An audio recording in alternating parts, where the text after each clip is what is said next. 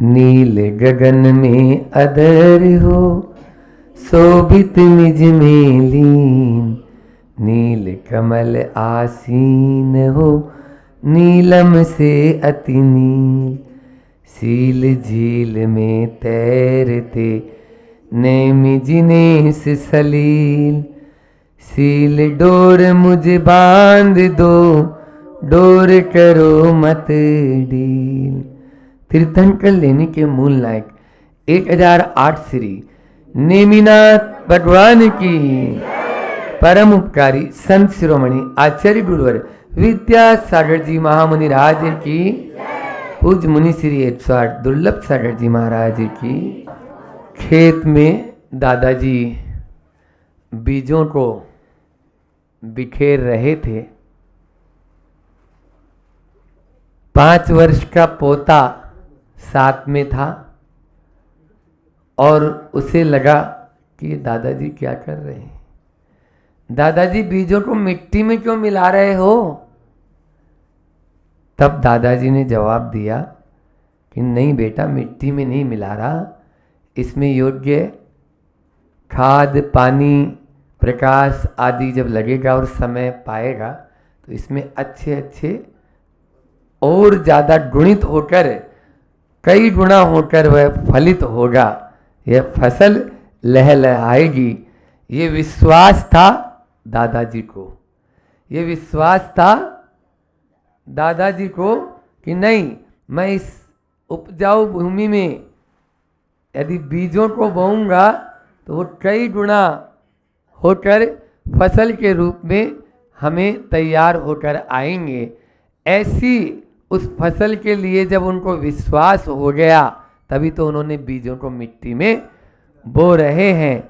आज बात अपनी अल्फाबेट में तीसरा कौन सा अक्षर है? सी। और सी का मतलब होता है कॉन्फिडेंस। कॉन्फिडेंस पे आज बात करना है, विश्वास पे बात करना है, क्योंकि विश्वास के माध्यम से ही, यदि विश्वास है तो सब काम आसान है। पारोला वालों, हाँ पता तो लग ही गया होगा आप लोगों को भी। अजीत जी पूरा विश्वास लेके बैठे हुए नहीं कि पंच कल्याणक होगा, जरूर होगा, तो क्यों नहीं होगा। ये विश्वास होना जरूरी है। जब तक कॉन्फिडेंस हमारा सही नहीं होगा तब तक हम कोई भी कार्य नहीं कर सकते हैं। आगम में उदाहरण आता है अंजन चोर का, पौराणिक उदाहरण देता हूं कि अंजन चोर निरंजन बन गया। कैसे? बोलो। विश्वास के माध्यम से। वो सेठ जी उतर रहे हैं और नीचे फिर चढ़ रहे छिका में, सबको मालूम है कहानी का ये पहलू बहुत मार्मिक है। निसंकित अंग में उसी को फेमस किया गया है। समझ में आया? तो वो उतर रहा है, चढ़ रहा है, उतर रहा है, चढ़ रहा है, इधर ये भाग रहा है और पीछे सैनिक भी आ रहे हैं। क्या कर रहे हो? बस एक मंत्र सिद्ध, कौन ने दिया था? जिनदत्त सेठ। अरे जिनदत्त सेठ ने, वो तो कभी अन्यथा हो ही नहीं सकते। उन्होंने आपको सही मंत्र दिया है। बस टूटे फूटे से शब्द भी याद नहीं रहे और आनम जानम कछु न जानम, और एक साथ 32 की 32 तुर्जियां तलवार चला दी और आकाशगामिनी विद्या सिद्ध हो गई। ये तभी हो पाता है जब विश्वास होता है। 1 किलोमीटर जो पैदल नहीं चल सकता है, शिखर जी की 27 किलोमीटर की वंदना कैसे कर लेता है? बोलो क्यों? क्योंकि उसको विश्वास है, विश्वास है कि नहीं मैं कर लूंगा। जब सब करते हैं, बूढ़े बूढ़े लोग कर रहे हैं, हमारे गुरुजी इस उम्र में भी चातुर्मास के बाद कितना बिहार कर लिए, बोलो कितना चल लिए वो। क्यों? क्योंकि उनको विश्वास है। और कितने पंचकल्याण खा दिए अभी अभी में, सिरपुर के बाद में। तो ये कॉन्फिडेंस पहले होना जरूरी है। विश्वास। हमारे साथ में एक बाबा जी रहते थे, आप लोगों ने तो देखा होगा शायद, बहुत से लोगों ने, अजीत भाई तो आते थे, शांतिलाल जी बाबा जी, है ना। हम लोग 20 दिन में उस समय 13,000 किलोमीटर की यात्रा की थी, 20 दिन में। और नो रिजर्वेशन, नो भोजन, भोजन की चिंता नहीं और रिजर्वेशन था नहीं, एक भी दिन बिना बर्थ के नहीं रहे। बर्थ मिलेगी बिल्कुल कन्फर्म, रिजर्वेशन पहले से कुछ नहीं है, लेकिन फिर भी आराम से। क्यों? क्योंकि विश्वास है कि हम ये कर लेंगे। बाहुबली सीधे गोमटेस्ट पहुंचा, गोमटेस्ट से सदलगा पहुंचा, सदलगा, ये तो ये विश्वास के साथ में ही। अभी हम एक दिन के अंदर यहाँ से 52 गजा चले गए, एक दिन में। तीर्थंकर लेनी से 52 गजा, बोलो। कुछ नहीं था मेरे पास में, लेकिन बस विश्वास मेरे साथ था। बहुत सारे लोग बोलते हैं कि महाराज जी आप ऐसा कैसे कर लेते हो, आप में ऐसा क्या है, आप लेते इतना सा हो। मतलब विश्वास से सब काम हो सकता है। पहले विश्वास जरूरी है। हम मुनि बने तो किस आधार पे बने, चलो ये बता दो। हमारे पास में आत्मविश्वास है, सेल्फ कॉन्फिडेंस जिसको बोलते हैं। कॉन्फिडेंस होना बहुत जरूरी है। यदि कॉन्फिडेंस नहीं है तो कोई भी कार्य स्थिरता से वो कर ही नहीं पाएगा। चार बातें अपन को कॉन्फिडेंस को मजबूत बनाने के लिए करना है कि सबसे पहले हमें सकारात्मक सोचना है, नकारात्मक मत सोचो, है ना। उसकी सोबत में भी मत बैठो जो नकारात्मक बोले। आप देखो, एक व्यक्ति, एक बार मैं ब्रह्मचर्य अवस्था में था तो हम 4-5 घंटे में आ जाते थे नीचे वंदना करके। तो एक बच्चा और चढ़ गया। अब चढ़ गया तो उसके साथ साथ पीछे पीछे डोली वाला भी चढ़ गया। अब हमने बोला था भैया हमें 1 किलोमीटर तेरे साथ रहेंगे। 1 किलोमीटर बाद में हमारा विमान रहता है बाहुबली के इधर, और हम उसमें बैठेंगे, हम सीधे ऊपर विमान से पहुंच जाएंगे। उसके बाद में हम पीछे मुड़ के नहीं देखेंगे। बोले ठीक है, हम आपके साथ रहेंगे। थोड़ी दूर चलना था, श्वेतांबर तक पहुंचा। वहाँ पहुँचते पहुँचते पस्त हो गया, फिर भी वो हिम्मत करके चलता रहा, चलता रहा, चलता रहा। थोड़ी देर बाद वो डोली वाले उससे बोले, भैया बहुत दूर है, अभी डोली कर लो, भैया बहुत दूर है, डोली कर लो। वो 10-20 बार बोले तो उसने भी देखा चलो कर ही लो, अब मेरे पाँव में तो वैसे भी दर्द ही हो रहा है। टूट गया कॉन्फिडेंस। बोलो, विश्वास कितनी जल्दी टूट जाता है, ये देखो ना आप। किसी ने ठीक कहा है कि विश्वास और प्रेम, विश्वास और प्रेम टूटता है तो आवाज नहीं होती, लेकिन दर्द बहुत होता है। आवाज नहीं होती लेकिन दर्द बहुत होता है। बस विश्वास और प्रेम को अपने भीतर में इसी प्रकार से हम बना के रखें, तब होगा। तो पहला मैंने बोला कि सकारात्मक सोचें। फिर दूसरा है अपने आदर्श को अपने सामने रखें। हम जब आचार्य श्री जी को देखते हैं, शांति सागर जी महाराज जी की चर्या को देखते हैं और पुराने पुराने आचार्यों के संस्मरण सुनते हैं, तो लगता है कि अपन कुछ नहीं है उनके सामने, कुछ नहीं। वो 4-4, 5-5 दिन आहार ही नहीं ले रहे, महीने महीने भर आहार ही नहीं ले रहे। बोलो, खड़े हैं तो खड़े हैं। आज अपने में तो इतना सहन ही नहीं, लेकिन फिर भी यदि विश्वास कर लेंगे तो अपन जीत जाएंगे। तो आदर्श को अपने सामने हमेशा रखो। तो पहला मैंने बोला सकारात्मक सोचें, दूसरा आदर्श को अपने साथ में सामने रखें, और ऐसे लोगों से बचें जो हमें हतोत्साहित करें, हतोत्साहित करें। ध्यान रखना, छोटे छोटे बच्चे आते हैं, हम लोग नियम देते नहीं है, आचार्य श्री जी परंपरा में है ही, और हम लोग भी कोई आप तो तुम तो मन शुद्धि, वचन शुद्धि, काय शुद्धि, आहार जल शुद्ध बोलो है और जा। हाँ, आहार दे और जा, आराम से खेल। तू भी मस्त और हम भी मस्त, तुम ये त्याग कर दे, वो त्याग कर दे, ये रहता ही नहीं। तो बस अपने आहार ले लिया। उसके बाद कई बार छोटे छोटे बच्चे आते हैं प्यारे प्यारे, तो महाराज जी हमें ये नियम लेना है। अब उस समय तो हाथ उठा के आशीर्वाद देते हैं भी कि हाँ अनुमोदना करो इसके नियम की। नियम लेके चले जाते हैं। अब नियम लेके चला गया, एक बार बामोरा की बात है, और वहाँ पर नियम लेके गए। अब जो माँ थी उसको मालूम चला कि ये नियम लेके आ गया, उसको डांट दिया। बोले तुम नियम कैसे लेके आ गया। ये स्थिति होती है। छोटे छोटे नियम भी आदमी को, तो माता पिता मित्र हैं या दुश्मन हैं। बोलो, उस बच्चे को विश्वास है, उस बच्चे को विश्वास है, लेकिन माता पिता को विश्वास नहीं कि इसका पलेगा नहीं। क्यों नहीं पलेगा, फास्ट फूड है, जंक फूड है, वो खाना ही नहीं चाह रहा, आप लोग जबरदस्ती खिला रहे हैं उसको। इसलिए ऐसे लोगों से बचना चाहिए, और ऐसे लोगों की संगत में। उपवास करते हैं ना तो 70 लोग बोलेंगे आपको, हमारे महाराज जी 1 उपवास कर रहे हैं, तो भी अरे महाराज जी आप 1 उपवास मत करो, आपके महाराज जी बहुत कमजोर हो जाएंगे, महाराज जी बहुत दुबले हो जाएंगे, महाराज जी हाँ आप तो बहुत मोटे हो जैसे, तो जहाँ बैठ जाओ वहाँ से उठ नहीं सकते, उठ जाओ तो बैठ नहीं सकते, उसके लिए जेसीबी और हाइड्रा साथ में रखनी पड़ती है हमको।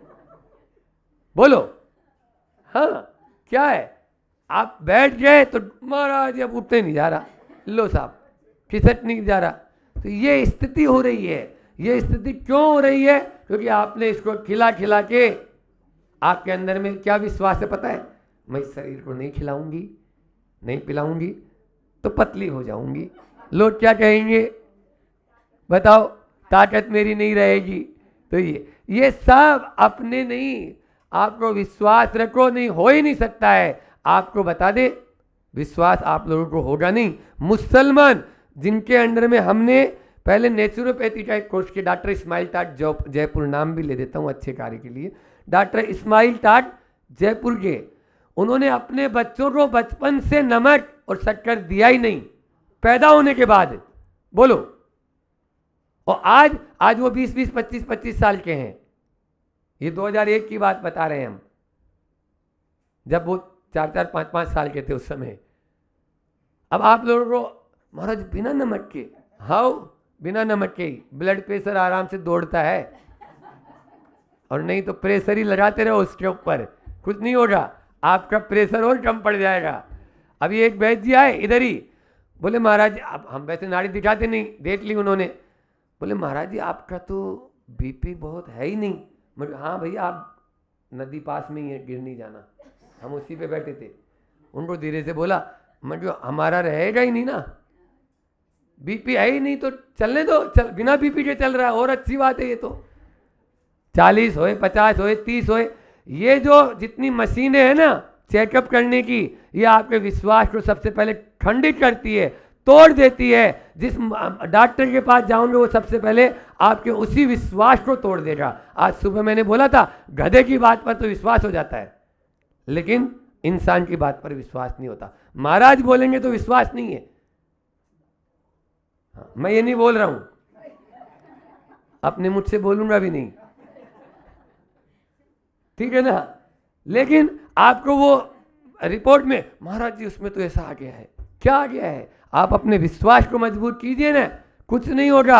आपको बता दूं एक विश्वास घटना, सत्य घटना बता रहा हूं। जब मैं बचपन में था, गांव से बसें नहीं चलती थी, एक बस चलती थी, सुबह आ गई तो शाम को अब नहीं चलेगी बस, तो वहाँ पर पैदल ही आना जाना होता था। एक बाजू में एक गाँव था, उस गाँव में विवाह उत्सव था कोई, उसमें हम लोग गए, शमशान घाट पड़ता था, रात्रि में आना पड़ता था। उधर से आ रहे थे हम लोग, काफ़ी लोग थे, तो आगे आगे चलते ही रहते हैं, महिला पुरुष सब। रात में 11 बजे का समय था, तो एक बबूल का पेड़, उस बबूल के पेड़ पर कुछ लटका हुआ, तो वो आदमी आगे वाला जा रहा है, सुन रहे हो, आदमी गया, उसको सिर पे ऐसा लगा कि बबूल की कोई झाड़ी होगी या कोई रस्सी होगी, उसने ऐसे हाथ से किया और चल दिया। पीछे 10 कदम पे दूसरा व्यक्ति था, वो आया, उसने गौर से देखा, ये तो सांप है। उस आगे वाले आदमी को बोला, अरे वो सांप था है भाई, इतना बोला और वो ऊपर चला गया है। ये है विश्वास, समझ में आया? ऐ बोला है बस, वो उसके अलावा और कुछ नहीं बोला है। जब उस समय वो काटा था, उस समय तो कुछ ही नहीं था उसके पास में। बोलो, उसने क्या समझा था उस समय? झाड़ी या रस्सी समझी थी। झाड़ी या रस्सी समझ लोगे, कुछ नहीं बिगड़ने वाला, सांप भी बाजू में बैठा है तो। और झाड़ी या रस्सी को सांप समझ लोगे तो सब कुछ बिगड़ने वाला है। रात भर नहीं सो सकते। आपको कोई बोल दे, आज हमने देखा था इधर थोड़ा सा, अब बोलो, आप कितने भी थके हुए हो, कितने भी आपको डल्लप का गद्दा हो, एसी चालू हो, नींद आ जाएगी क्या? बोलो। बोले भैया आज देखा था और वो निकला नहीं अभी, अब किधर गया पता नहीं, हमने जाते हुए नहीं देखा उसको, बस हो गया। ये है विश्वास। और चौथी बात है, छोटे छोटे लक्ष्य निर्धारित करके अपने विश्वास को मजबूत बनाना चाहिए। एक साथ बड़ा लक्ष्य से हम कभी भी पार नहीं कर सकते, छोटे छोटों को पार कर सकते हैं। समझ में आ रहा है? जैसे कि मान लीजिए किसी से उपवास नहीं हो रहा है, ठीक है, हम 3 घंटे अभी कुछ भी नहीं लेंगे। आज हम 4 घंटे कुछ नहीं लेंगे। अब 3 घंटे का हो गया था ना, 4 घंटे, चलो अब 5 घंटे कर लेते हैं। 4 घंटे तो आराम से ही बीत गए थे, कुछ भी मालूम नहीं। चलो अब 6 घंटे कर लेते हैं। ऐसे धीरे धीरे 12 घंटे, अरे चलो 12 घंटे बीत गए, अब रात तो ऐसे ही निकालनी है सो के। इस प्रकार से धीरे धीरे करेंगे तो अपने लक्ष्य की और अपने विश्वास को भी मजबूत बनाते चले जाओगे। बहुत सारा, अब गंगू तेली है और करोड़पति के यानी विश्वास करने लग जाए तो भी वो यानी अच्छा नहीं माना जाता। धीरे धीरे स्टेप बाय स्टेप हो रहा है ऐसा, यानी ये ओवर कॉन्फिडेंस नहीं होना चाहिए। सेल्फ कॉन्फिडेंस और कॉन्फिडेंस ये तो अच्छा है, लेकिन ओवर कॉन्फिडेंस 3 काल में नहीं होना चाहिए। तो आज मैंने सी के ऊपर आपके लिए बात की। अब एक बात और, एक कंपनी, सी फॉर कंपनी भी होती है। एक कंपनी के बोर्ड ऑफ डायरेक्टर से मीटिंग करके उन्होंने ये तय किया कि ये बताओ कंपनी फेल किन किन कारणों से होती है। मीटिंग बुली हुई है और कंपनी फेल के कारण बोल रहे हैं, वो भी बोर्ड ऑफ डायरेक्टर बोल रहा है।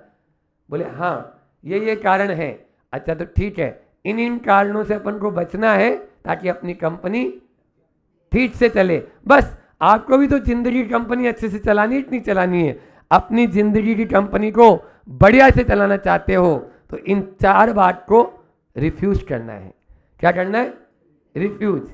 4 बात को रिफ्यूज और 4 बात को प्रोड्यूस, जो सी पर है। ये चारों बात अपन अल्प समय में लेते हैं कि सबसे पहले कंपटीशन रिफ्यूज करो। अपने जिंदगी में कंपटीशन नहीं होना चाहिए, प्रतिस्पर्धा नहीं। फिर दूसरा है comparison, C for comparison, comparison भी नहीं। क्यों? तुलना क्यों? आपने जब तुलना करते हैं ना तभी दुखी होता है। कल महाराज जी बोल रहे थे ना, अपने दुख से ज्यादा दुखी नहीं है, दूसरों के सुख से ज्यादा दुखी है। आप देखो ना, और फिर ये बताओ तुलना भी करो ना तुलना। आप किस में तुलना करते हो? दुनियादारी की बातों में। हाँ, त्याग तपस्या में तुलना करके बताओ मेरे से कि महाराज जी दिगंबर है, हम भी दिगंबर बनेंगे, हम भी महाराज बनेंगे। करो ना, महाराज जी एक आहार एक उपवास करते हैं, हम भी करेंगे। कौन मना कर रहा है? तुलना करना चाहते हो तो पहला बताया कंपटीशन नहीं करें, रिफ्यूज करें। फिर कंपैरिजन नहीं करें। फिर तीसरा कंट्रोवर्सी, विवाद। कंट्रोवर्सी नहीं होनी चाहिए। ये जो वाद विवाद की स्थिति होती है ना, आपने कुछ कहा हमने कुछ कहा, कंट्रोवर्सी। और चौथा है कंडेंट, हाँ ये भी नहीं होना चाहिए। तिरस्कार, किसी का भी कंडेंट जो है ना अपन तिरस्कार मान। देखो आदमी को हम सम्मान दे या न दें, लेकिन उसको अपमान सहन नहीं कर पाएगा। आप देख लीजिए, थोड़ा सा भी उसका अपमान करेंगे तो वह आपके लिए घातक बन जाएगा। इसलिए हम तिरस्कार किसी का न करें। तो इन 4 बात को रिफ्यूज करना है। कौन कौन सी? फिर से रिपीट करें। कंपटीशन नहीं करना, कंपैरिजन नहीं करना, कंट्रोवर्सी नहीं होना और कंडेंट नहीं होना। तो 4 प्रोड्यूस कौन सी करना है? तो सी फॉर कोऑपरेशन। आप यदि प्रतिस्पर्धा को दूर भगाना चाहते हो तो कोऑपरेशन करना शुरू कर दो। सहयोग की नीति अपना लो। सहयोग कर देंगे तो सारे काम फटाफट होते चले जाएंगे। आप देखो, फिर उसके बाद में कोऑर्डिनेशन। अच्छा, इसको प्रोड्यूस करो, अपने जीवन में लाएं कि पूरक और प्रेरक बने। आचार्य श्री जी का हाइकू है ना, सिंह वन से और वन सिंह से बचा। पूरक बनो, एक दूसरे के पूरक बनना है, हमको प्रेरक बनना है, तब तो यानी वो हो जाएगा। तो दूसरा है कोऑर्डिनेशन। और फिर है कंप्रोमाइज, सी फॉर कंप्रोमाइज करें मतलब समझौता। उधर था कंट्रोवर्सी यानी विवाद, तो टकराव नहीं समझौता होना चाहिए। आजकल तो न्यायालयों में भी समझौता भवन बनने लगे, क्योंकि वो भी जानने लगे ना कब तक 80 साल 100 साल हो गए तो भैया समझौता कर लो तुम ही। ऐसा अभी हम लोग प्रवचन करने गए थे बड़वानी जिला न्यायालय में, तब वहाँ पर समझौता भवन बड़े बड़े अक्षरों में लिखा हुआ था। तो इस प्रकार समझौता की नीति अपनाएं। तो अपन को टकराव नहीं करना है, कंट्रोवर्सी नहीं होना है, हमें कॉम्प्रोमाइज करना है और कंडेंट नहीं। और लास्ट अंतिम कंट्रीब्यूशन। समझ में आ रहा है? आज पारोला वालों का यही है, हर व्यक्ति को कंट्रीब्यूशन। जब ही तो देखो इतने सारे लोग एक आवाज में आ गए, है ना? ये क्यों हुआ? क्योंकि कंट्रीब्यूशन है ना, आपका उससे लगाव है, आप उसमें मदद करना चाहते हैं कि नहीं अच्छे कार्य में हमारा भी कुछ सहयोग होना चाहिए। इसी से तो पुण्य की अभिवृद्धि होती है, तभी पुण्य कमा सकते हैं। तो 4 बातों को अपन को हटाना है और 4 बातों को रखना है, तभी आप अपने कॉन्फिडेंस को मजबूत कर पाएंगे। हम सबका कॉन्फिडेंस मजबूत हो और सिद्धालय जाने तक हम भी आचार्य श्री जी के साथ में नहीं, जाना ही हमको सिद्धालय। बस जो भी हो हमें सिद्ध बनना है। मैं पूर्ण हूँ, मैं समर्थ हूँ। देखो भावना योग में और कुछ नहीं है, भावना योग में केवल विश्वास की बात होती है, वहाँ विश्वास ही तो है। मैं पूर्ण हूँ, मैं समर्थ हूँ, मैं मतलब सक्षम हूँ, है ना, मैं कर सकता हूँ, मैं कर सकता हूँ, सब काम कर सकता हूँ। इस प्रकार से यदि होंगे तो छोटे छोटे भी आप बड़े बड़े मंदिर देखो शिखरों पर कैसे हो गए, बड़े बड़े ऊंचे ऊंचे पहाड़ों पर बड़े बड़े मंदिर कैसे बन गए। आज एक छोटा सा पत्थर तो टूट ग्राइंडर से तोड़ नहीं पा रहे हैं, ये गुफाएं कैसे बन गई? केवल मात्र कॉन्फिडेंस से बन गई, समझौता के आधार पे बन गई, समझ के आधार पे बन गई। इन सब बातों को अपने जीवन में हम लाएं और अपने सम्यक दर्शन को पुष्ट बनाते हुए आचरण में भी धारण करें। ऐसी ही भावना के साथ मैं अपनी वाणी को विराम देता हूँ। बोलिए अहिंसा परमो धर्म की, आचार्य गुरुवर विद्यासागर जी महामुनि राज की। कल अपनी चर्चा चली थी, no action no reaction but revaluation. बहुत जल्दी हम एक्शन ले लेते हैं और एक्शन के को भी हमें होता ही होता है, लेकिन अगर हम रीवैल्यूएशन का रास्ता अपनाते हैं तो निश्चित तौर से हम अपने जीवन को सुखी बनाते हैं। रीवैल्यूएशन मतलब कांति और शांति का रास्ता। उसके लिए मैंने आपके सामने रखी थी 4 बातें, 4 अलग अलग सूत्र दिए थे आपके सामने। पहला क्या दिया था मैंने? सबसे पहले डायरेक्शन। आपको डायरेक्शन कौन दे रहा है? अगर आपका डायरेक्शन देने वाला अच्छा होगा तो आप निश्चित अपने जीवन को सुखी बना पाएंगे। फिर मैंने आपसे कही थी बात डिडक्शन, मतलब आपको अपने जीवन में गलत को छोड़ना होगा। जितनी आपके जीवन में वाइट बॉल है, इनको आप नहीं छेड़ेंगे तभी आप अपने जीवन में शांति का अनुभव कर सकते हैं। और फिर उसके बाद बोला था डेडिक्शन। डेडिक्शन मतलब आपके अंदर त्याग, आपके अंदर सहन करने की वो क्षमता है कि नहीं। अगर सहनशीलता है तो आपके जीवन में शांति का अनुभव आप कर पाएंगे। और फिर बात बोली थी डिसीजन। आप अपने जीवन का डिसीजन आपके हाथ में है कि किसी और के हाथ में? जिसके हाथ में है उसी के हाथ में आप अपने डिसीजन को रखेंगे तो निश्चित तो वो किसके हाथ में रखना है? देव, शास्त्र और गुरु, उनके पास आपका डिसीजन होना चाहिए। तो बहुत अच्छी बात है, क्योंकि एक बात और बोली थी उसमें कि पानी, प्यास लगी है, वो पता चल गया पानी वहाँ है, ये इन्फॉर्मेशन है, और ये पानी है, ये नॉलेज है, लेकिन जब हम उसको पिएंगे तभी हमारी प्यास बुझेगी। कोई बताने वाला है, बता तो रहा है, लेकिन वो बताते हुए भी जब आप उसको फॉलोअप करोगे तभी अपने जीवन में सब कुछ प्राप्त कर पाओगे। और फिर एक बात और बोली थी कि अपने जीवन में आपने सनसेट ज़्यादा देखा है कि सनराइज़? सनसेट ज़्यादा देखा है कि सनराइज़? ये वाली बात बोली थी, जिसने सनराइज़ देखा है उसके जीवन में ही उजाला होगा, और इसने लगभग सभी लोग सनसेट ज़्यादा देखते हैं, इसलिए सबके जीवन में अंधेरा है। और 3 बात अंत में बोली थी मैंने, एक होती है वस्तुनिष्ठ महत्ता, एक होती है कार्यनिष्ठ महत्ता, और एक गुणनिष्ठ में। वस्तुनिष्ठ मतलब बस हम उस वस्तु को चाहिए, वो मिल भी जाती है, और एक कार्य को पकड़ लिया, वो हो गया हमारा कार्यनिष्ठ महत्ता। और गुणनिष्ठ मतलब सब प्रकार के गुणों में हम दक्ष हो जाएं, वो होती गुणनिष्ठ महत्ता। एक होता है सफल, जो वस्तुनिष्ठ महत्ता है, एक होता है जो कार्य में दक्ष है, वो होशियार, और एक होता है जो सब गुणों को प्राप्त करता है, वो है सद्गुणी। लेकिन ध्यान रखना, जो सद्गुणी होगा वही जीवन में रिवैल्यूएशन को प्राप्त कर पाएगा। सद्गुणों को प्राप्त करने वाला ही शांति का अनुभव कर पाएगा। इतनी अपनी कल चर्चा हुई थी, आगे अपन और बढ़ते हैं। हमने कहा था एक छोटे से बच्चे का उदाहरण देंगे हम आप। एक बच्चा था छोटा सा, टॉफी की दुकान पर पहुंचा, और जो दुकानदार थे वो मित्र थे उनके पिताजी के। माँ के साथ बच्चा पहुंचा। अब जब वो बच्चा पहुंचा तो उन्होंने कहा बालक आया है।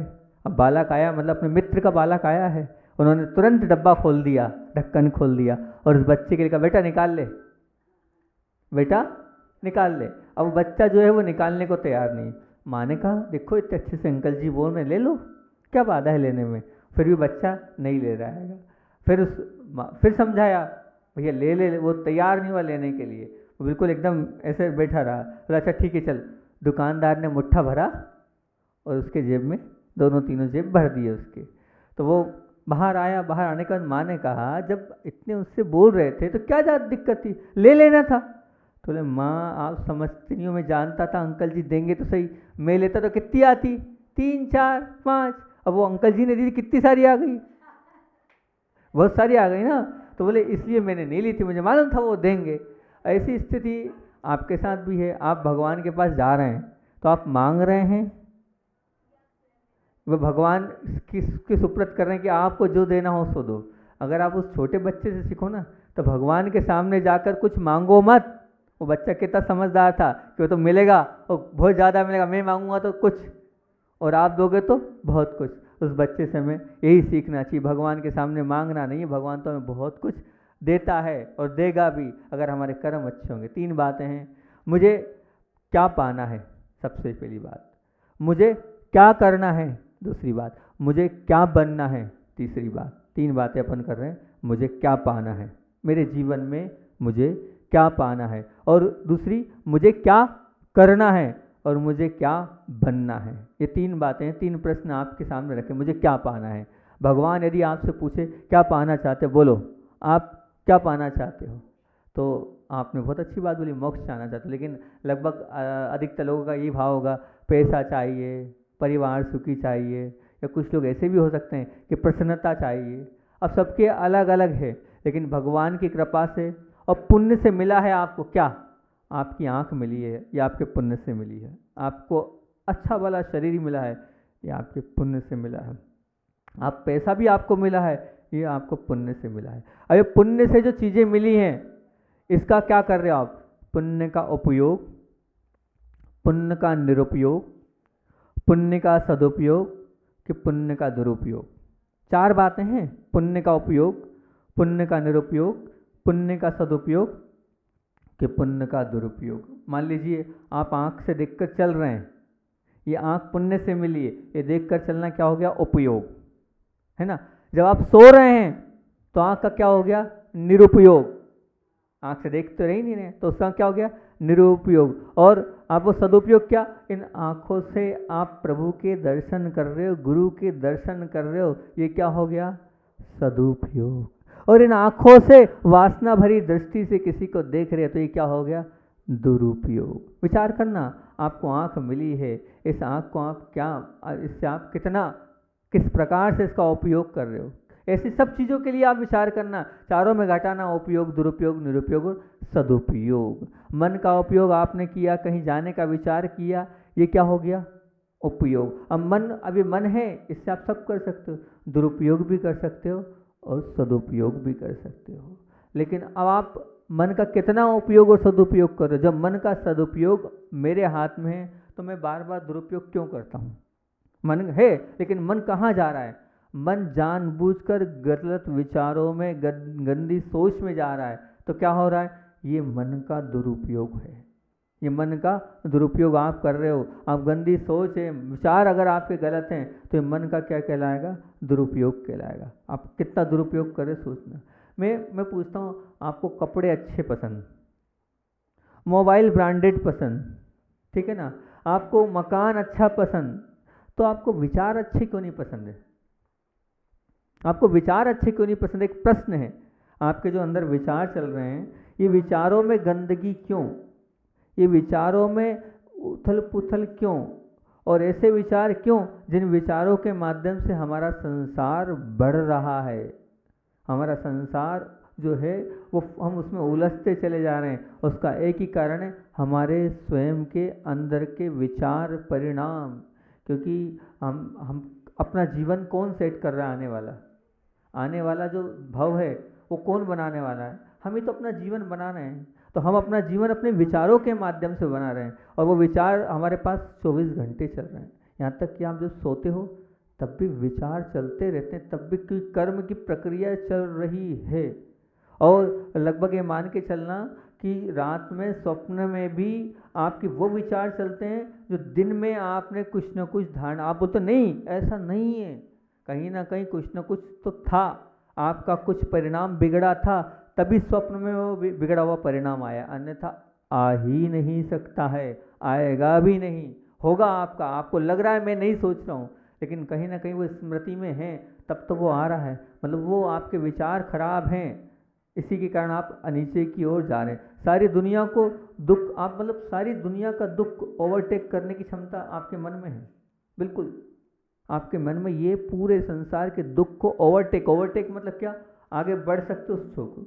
मन की रोड पर एक बहुत बड़ी खासियत है, मन की रोड पर ना तो ट्रैफिक है, ना सिग्नल की समस्या है, और ना ही साइड की मगजमारी है, पूरा खाली है। फिर गलत रास्ते पर हम क्यों जा रहे हैं? क्या बोल रहा हूँ, सुनना ध्यान से। मन की रोड पर ना ट्रैफिक है, ना सिग्नल की समस्या है, और ना ही साइड की मगजमारी है कि भैया साइड नहीं मिल रहा है। पूरा खाली होने के बाद भी फिर हमारा मन गलत रास्ते पर क्यों भटक रहा है, हम गलत रास्ते पर क्यों जा रहे हैं?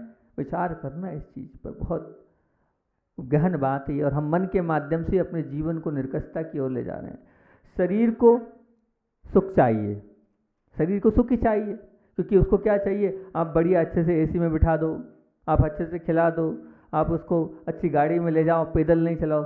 शरीर को सुख की भूख है, बिल्कुल। आत्मा को आनंद की भूख है, लेकिन जो आत्मा है उसको तो ध्यान में आनंद आएगा, उसको तो अंतरंग में उतरने में आनंद आएगा, परिणामों में निर्मलता आएगी जब उसको आनंद आएगा। जब कुछ अच्छा कर लेगा तब उसे लगेगा मैंने बहुत अच्छा किया, किसको, ये आत्मा की भूख है। और मन की दुख क्या है, तो बोले मन को तो हमेशा क्या है, मन की भूख क्या है, तो मन को तो हमेशा दुख में रस आता है, मन को हमेशा दुख में रस आता है। बताऊंगा कैसे मन को दुख में रस आता है। और दिमाग एक बुद्धि है, इस बुद्धि को, इस कॉन्शियस को खुशी में बड़ा आनंद आता है। वो जब भी ये दिमाग प्रसन्न तब होता है जब कोई खुशी मिलती है। ये अब मन को दुख में आनंद क्यों आना, क्योंकि अपनी मन की चर्चा चल रही है। मान लीजिए आप विवाह में गए, और विवाह में गए और आप जवाई हो, और जवाई हो तो आप, बहुत सारे जवाई हैं, एक तो है नहीं, सबको वहाँ पर वो क्या बोलते हैं, कुछ ना कुछ मिलता है ना, कपड़े भी मिलते हैं, कपड़े के साथ साथ नोट भी रखे जाते हैं। अब मान लीजिए वो नोट हैं और सब में नोट रखे हैं, 2000 का नोट और 100 का नोट, 2100 रुपये मान लो एक एग्जाम्पल पर रखें। अब सबकी उसमें जो है वो कड़क और फ्रेश नोट रखे हैं, सबके उसमें कड़क और फ्रेश नोट रखें, और मान लीजिए आपके उसके कपड़े के ऊपर थोड़े से खराब और पुराने मट मेले वाले रखे हैं। अब रखे तो हैं, अब आपका वहीं मन खराब हो गया, वहीं मन दुखी हो गया, देखा मेरे जो है वो मेला नोट, पुराना नोट, ऐसा नोट दिया है। एक बात बताओ, क्या वो पुराना नोट चलेगा नहीं, क्या चलेगा ना? अब वो नया भी चलना है, पुराना भी चलना है, लेकिन आपने अपने मन को स्वयं खराब कर लिया, स्वयं अपने मन के विचारों से खराब कर लिया। बार आप दुखी स्वयं हो रहे हैं। मैं एक बार बोलता हूँ, मान लीजिए वो गाड़ी गई और कीचड़ उड़ा के चली गई, अब कीचड़ आपको लग गया, अब वो कीचड़ तो लग गया, लेकिन अब वो तो चला गया, जाने वाला गया, लेकिन आपने कितना मन को खराब कर लिया और कितनी बद्दुआएं उसके लिए दे दी। अरे मन, वो कीचड़ आपके हाथ, मतलब कपड़े खराब हुए वो आपके हाथ में नहीं थे, लेकिन मन को खराब करना तो और अच्छा करना तो आपके हाथ में था। लेकिन थोड़ी थोड़ी चीज़ों में बिल्कुल मन को बहुत इतनी जल्दी खराब कर लेते हैं, बहुत जल्दी खराब कर लेते हैं। मन की बड़ी अजीब है, हर छोटी मोटी परिस्थितियों में भी वो जल्दी से उथल पुथल करने लग जाता है। ये मन की जो क्लास हम हमेशा लेंगे तो ये हमारी ऊंची क्लास हो पाएगी, नहीं तो नहीं हो पाएगी, जरा से भटक जाता है। एक अच्छी याद आ गई आप लोगों के पुण्य से।